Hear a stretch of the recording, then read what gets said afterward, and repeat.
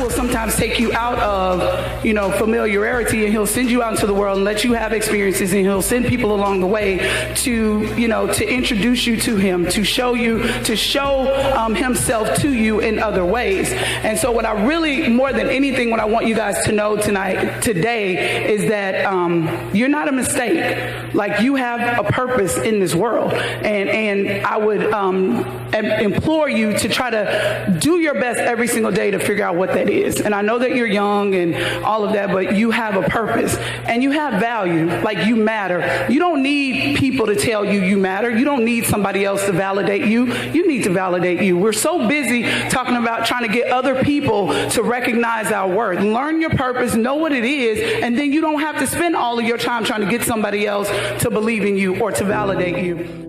So from the age of 23 to 24, I won 2 WNBA championships. I lost my mom. I got married and got divorced. And right at this point in my life, I'm like, okay, God, you got my attention. Because it's something that you want from me that I'm not giving to you, or either you just really don't like me. Like, it's one of the two. And I know it's not the latter. And so I share those stories because we go through things that we don't understand at the time, like why we're going through them. And we take it so personal, like God is trying to, I really thought, like, God, you must not like me. You took my mom away from me. You about to take basketball away from me. Like, something is not like what is wrong? And what I've come to know, and this is just spending time with God and growing and maturing, that God never take things away from you because he's mad at you. He never takes things away from you because you've done something wrong necessarily. Like, God knew that if I had stayed in basketball, like, with me being who I am, he wouldn't have had any of my time. When I was here coaching and my contract wasn't renewed, I wasn't necessarily hurt because before I went into the meeting, I had a real good talk with God, and I was like, okay, God, now before I go over here, I'm going to need you to make it real plain and clear as to whether or not you want me to stay here, because it is clear. I have proven that my decision-making skills are not always the best.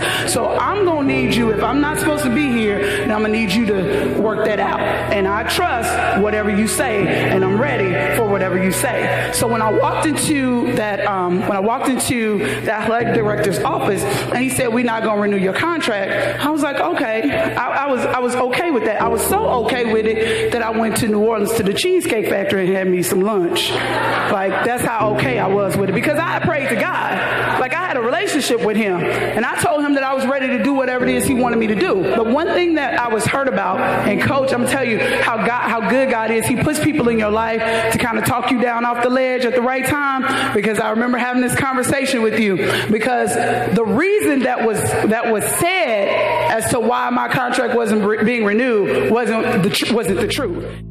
So when it got back that the reason I was not, my contract wasn't renewed was because I didn't care about the team. Like, that hurt, because I knew what I had given to those girls. I knew that there were times when we didn't have enough money, to pay for meals after the game, when I went in my pocket and paid for a meal after the game, just so that they could have a good pregame meal.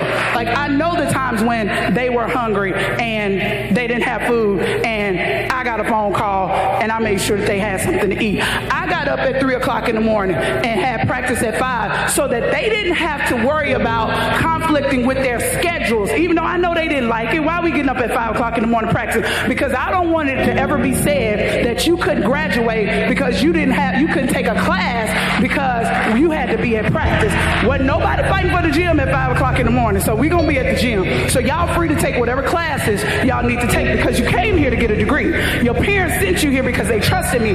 So I'm going to make whatever sacrifices I need to make, get my babies up at 3 o'clock in the morning, taking them over there to their gym and putting them in my office to sleep at 4 o'clock in the morning, and then I'm practicing. Then I gotta go wake them up and go home and cook breakfast and pack lunches and make sure homework is in the book bag and drive them to school, and then come back to the office and work and do whatever I gotta do, then go back and pick them up from school and do homework and cook dinner. And I did that for 2 years. So it hurt me when it was said that I didn't care about them. And I was like, God, I really want to say something. I really want to say something. And he sent Coach to talk me off the ledge because she was going to say something. And I'm so glad, like I said, when you in the will of God, God will have your back. Like, he will have your back. And he was just like, you know what? Don't even worry about it. I got you. Like, don't even worry about it. I got you. And so I'm on the internet now. I got all this free time. I'm on the internet on YouTube looking for makeup videos because I'm trying to figure out how to do a cut crease. And so I'm looking for makeup videos. And I don't know if y'all have ever heard of E.T., the hip hop preacher, like the motivational speaker. I had never in my life heard of him before ever. And so I don't know how I found him and not the cut crease video, but I clicked on it, and he was giving this speech about, he said, I heard him say the words, you can't dangle something in front of me and make me want that. Like, I don't want that. You can't dangle something in front of my face I don't want that.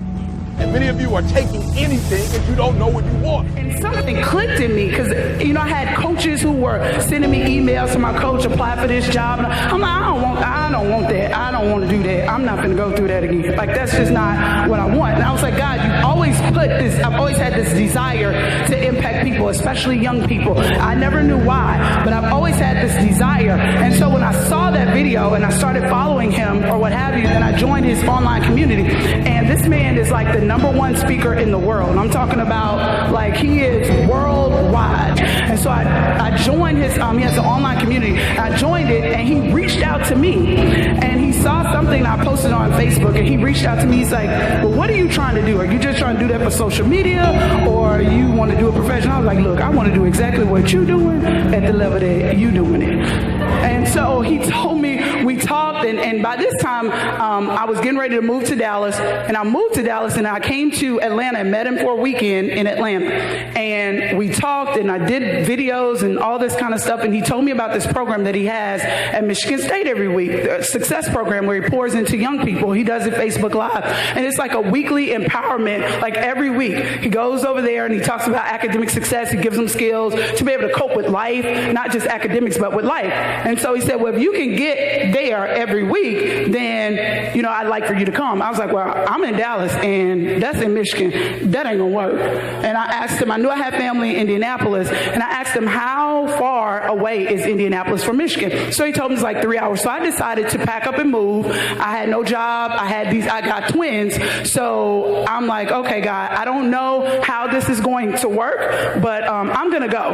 And so I share that story. Like, every week now, like, I'm with this man, speaking to his students at Michigan State. Like, I'm learning from him, and he's mentoring me. So I just share that to say, when you get in the will of God, like, you don't have to do nothing. Like, God will just order your steps. He'll put people in place to help you. Now, where I am in my life, I see how everything that happened in my life prepared me to be right here today, right here, right now, speaking to you. And it was because I made sure that I didn't let somebody else determine who I was going to be, and I changed the conversation that I was having with myself.